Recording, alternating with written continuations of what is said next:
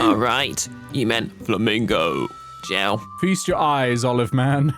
I like that it says do not feed the hairy ones. The big house. You certain this is a good place to say your tragic past? You don't think captivity is tragic enough? It's kind of hard to be truly bummed out while sitting next to a tapir. So you're telling me, if you got excruciatingly bad news... Define excruciatingly bad? You're going to regret that, Oliver.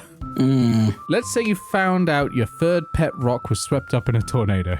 Okay, that'd be absolutely heart-wrenching. Continue. If you found out about this while outside the tapir enclosure, would the mere presence of a nearby tapir really soften the blow much? I think it'd really hit once. Bullshit, the tapir would do naught to comfort you and your... For your raw Rust Belt adventure. What's this I hear? The roar of adventure, mayhaps? Oh god, not you! Banana, my featherless bipedal green friend, you've returned at last. Behold, Backstory. Diogenes, I have not returned. I merely came back to this location temporarily.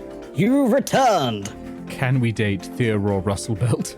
I Oh my sure god, hope so. Theodore Roosevelt. Oh fuck, that took me a moment. Okay, yeah, I'm back. Bully to that then, I say. Sorry to interject. Doting kind of boyfriend of Banana here. How's it hanging? Egad, another specimen. Hello, my equally featherless but decidedly less green friend. What brings you to my wondrous sanctum of miscellaneous beasts and other foul monstrosities today? Oh, nothing much, sir. I just want more. I'm just documenting Banana. We're producing a movie about their life together. My, what a thrilling notion. You know, Sonny, in a way, our goals are very much aligned. The sacrifices we make, dedicating our very lives solely to documenting the most noble of beasts, so the public may know their terrible ferocity. Yeah, it's groovy. Very groovy, yes. Bully to that. In a way, I love that I got to be Mr. Dickens, but I'm also very disappointed not to be able to say the word bully loudly. Yeah, that's fair. Oh god, they're mingling. You know what I think would be a truly stupendous idea, my lad? Why, we should exchange information, comrade, to strengthen both of our dossiers. Oh yeah, sounds gnarly. Oh, hell nah. Oliver, you couldn't possibly fraternize with the enemy. The enemy? Well, sure, I am just a humble documentarian, not unlike your dear fezzed partner. And I must say, I do admire your choice in hatwear, my dear friend. Likewise, sir. Say, how'd you like to be in our film, Mr. Sorry, I didn't catch your name. You mean to say you haven't heard of me? I'm sure Oliver doesn't read Mustachioed Assholes Monthly, Theo. I mean, does that, is that about assholes who have mustaches or assholes that have mustaches? Yes. They had to branch out actually- after running out. They used to be one, then they satirically showed the other, but they just fell into the groove of the other one. Ah, yes. But if you do it too long for irony, it just becomes real. I've actually finished every issue from 1995 onwards, for your information. And that pivot towards lad culture when the mustache was became mainstream really put me off. My boy, I am Theodore Russellbelt, famed adventure explorer, documentarian, and Zoom master. No, as opposed to Zoom master, I cannot use. And yes, I would simply adore the opportunity to appear in your film as a primary source of zoological hogwash. Hey, this is a development for sure. Say, for purely cinematographical reasons, do you have any baby photos of Banana? I'm afraid Banana was no longer juvenile when they found their way into our spurnful clutches. Spurnful?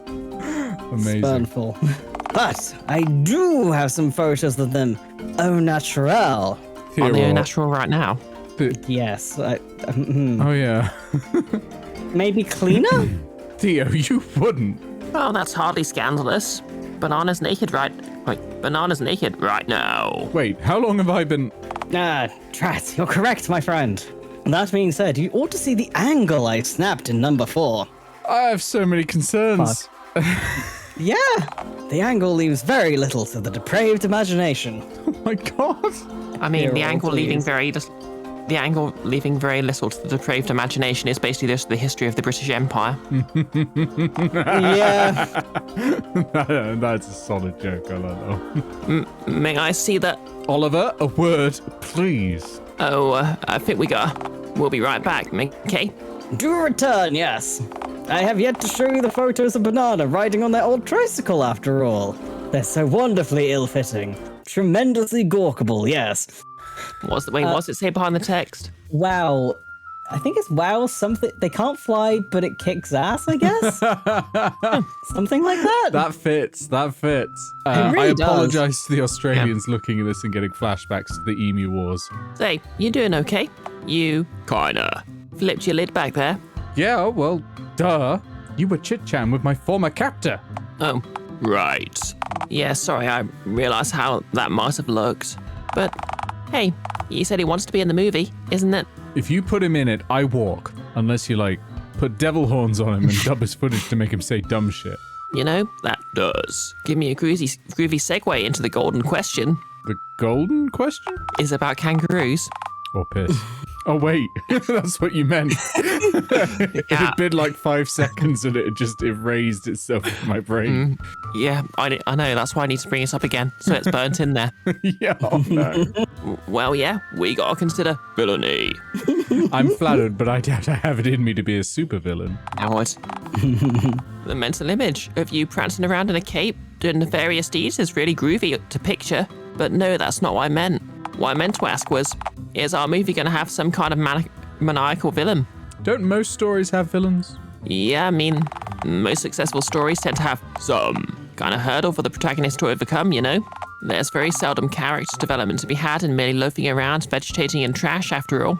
That's me. That's my life. Let's just film me doing that. Or don't you want to join me in the trash, holding hands? I've got to pick it. Hold hands in the trash. Yes. Hold hands in the trash. Trash couple. Don't you Trash want to join couple. me in the trash, holding hands? Okay, maybe. That can't be an entire scene, but I could squeeze it in somehow to excuse us shooting it, maybe. But does that truly sound like the makings of a compelling story to you? Maybe I got to overcome something first. So my debauchery feels deserved? Or even earned? You might just be onto something. Well, what's the alternative? Well, back on the villain train, it is a fact that almost every story has a grand antagonist of some kind. All action comedies have bad guys, after all.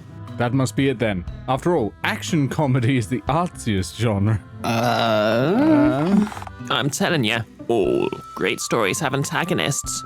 Right. Most real-world love stories feature mother-in-law. Hey, we did it. Hey. We did it. We're all boomers Woo. now.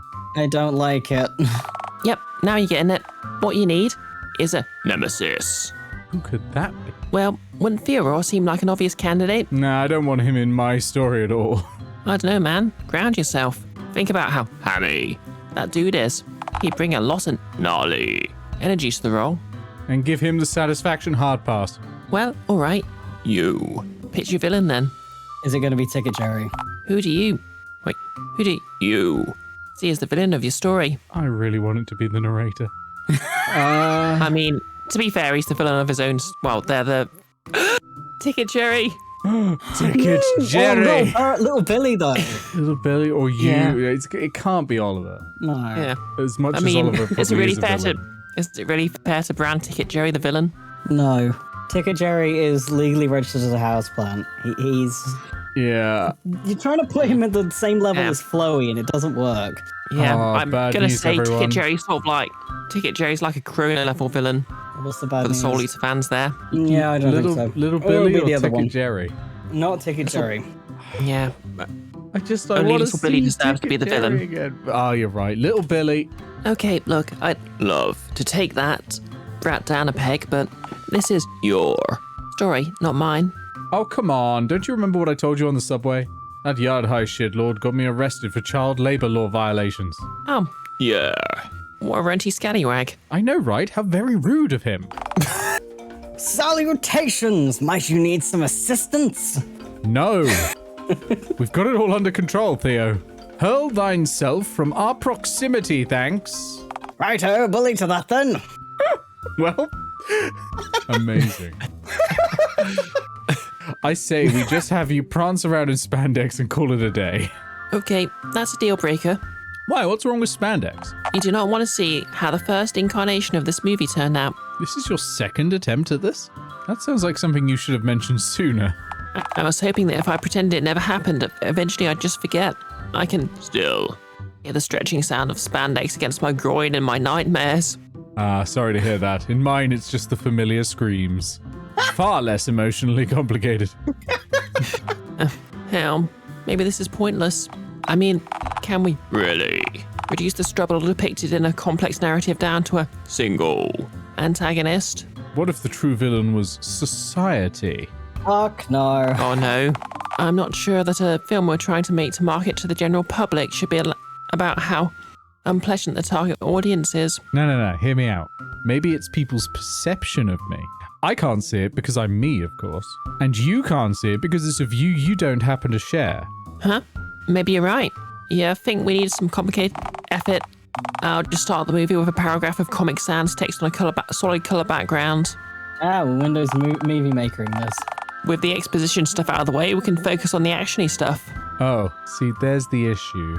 Define action, because technically decomposing is an action. Let's say generally movement / activity. Yeah, no, that's not me. Oh, come on. Surely there's some way we can... Oh, what if we need is the footage of your daring escape?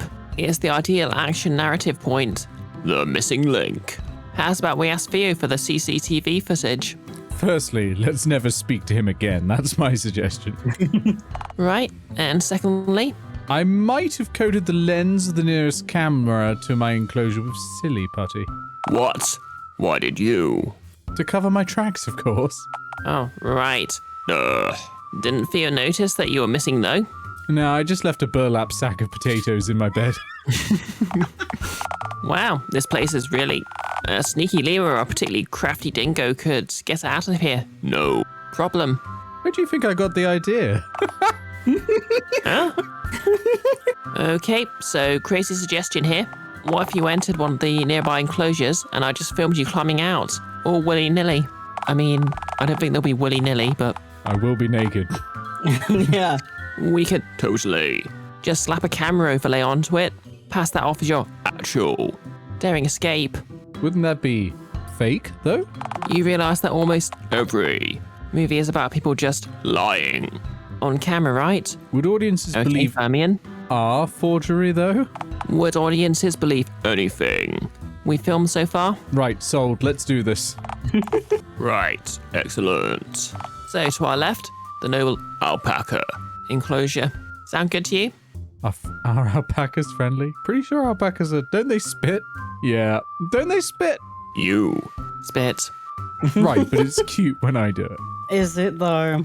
All right, so what's in front Yes. of us then? Oh, God. Judging from the cardboard cutout, emu. Right, that's not ideal. I've been closer to an emu than I have to an alpaca, admittedly. They're kind of like feathered dinos. Swans are also feathered dinos, in fairness. Right, but imagine a man-sized swan. They did it. The mad motherfuckers. Glorious. I'm going to enjoy reading this. With a gun for a head. Right, I've heard enough. Immaculate. We're fools for thinking to weaponize them. If another emu war kicks off, we'll be annihilated. Oh, God, route diverging choice. Oh, hang on, let's boy. save. Let's get straight in the emu Save. enclosure. We're gonna fucking die. Yes. We've got to do it, right? Gunbirds. Gun bird. gun bird, gun bird, gun bird. Wait. Gunbirds? Gundam wing. Oh, Oh, no. not with the direction I thought this was going in. In we go. Let's go. All right, it's time to take the plunge. Crime. Note, this door is now emu-proof as of the 5th of July, 2015. Never again. Oh God. All right, I've made contact with the soil. I seem to be in some uncharted land. A new frontier. You're in the emu. You're in the emu enclosure. Emo enclosure.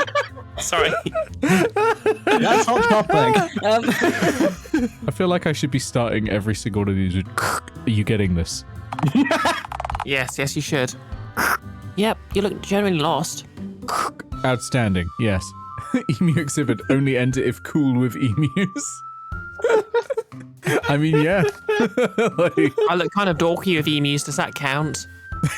Like, maybe if the emus tilt their heads sideways, gangster style. Oh my god. oh my god. What now? Well, if it's your daring escape, I guess the next step for you is to, escape. Right. How do I do that? Oh, right. The ground dips, doesn't it? Well, yeah, of course. It's deeper on the inside. If I could climb out from the inside, an emu could jump it, no problem. This is certainly a mild predicament. I could always just open the zookeeper door and let you out. That wouldn't look very cinematic. Does any of this? All right, point made. Now, let me have... Oh! Oliver! Oliver, are you getting this?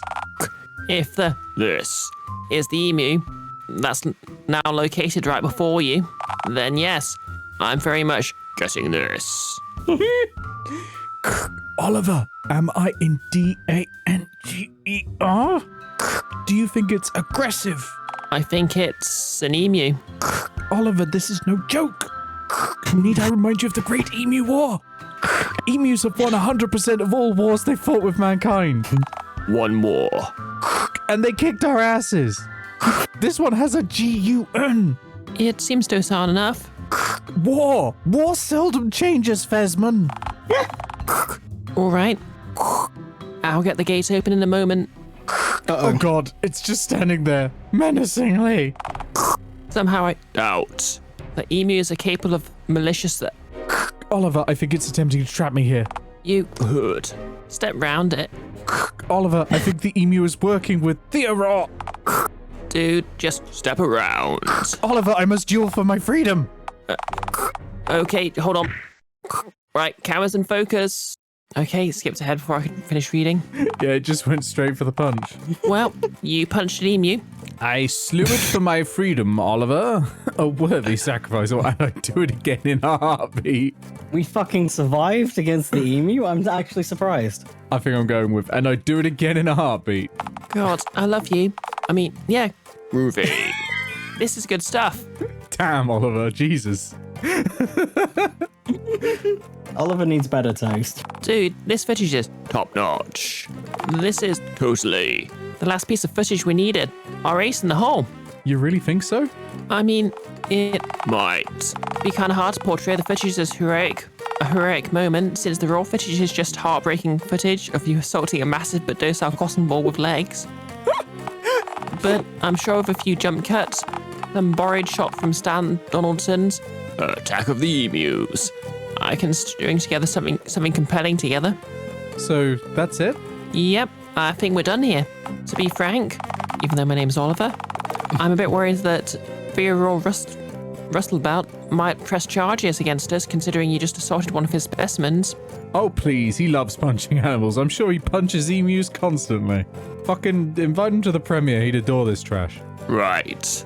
Okay, I guess that's one guaranteed patron for opening night. Man, am I pumped to get this movie finished. Absolute heckin'. I got to get back to the cinema, get to editing this for tomorrow night. I am not going to be getting any sleep tonight. But hey, I'm sure if I go long enough without sleep, I'll be too out of it to feel the impending sting of failure. Right?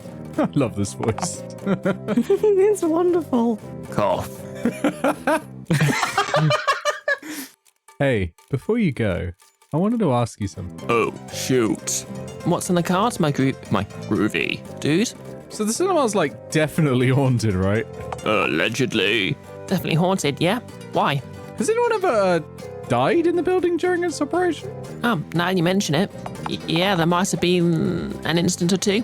Nothing out of the ordinary, though. Uh-huh. Pretty sure the normal amount of deaths is one, isn't it? Big Bertha might have flattened the last projectionist who performed maintenance on her. Big Bertha can flatten me anytime. Flattened? God damn it. Rolled right over him, yeah. Turned him into a red pancake. That's Wait, did you say incident or two, like plural? Yep, Big Bertha is also kind of tore another maintenance guy's arm off, then flattened him when that didn't kill him. Big Bertha?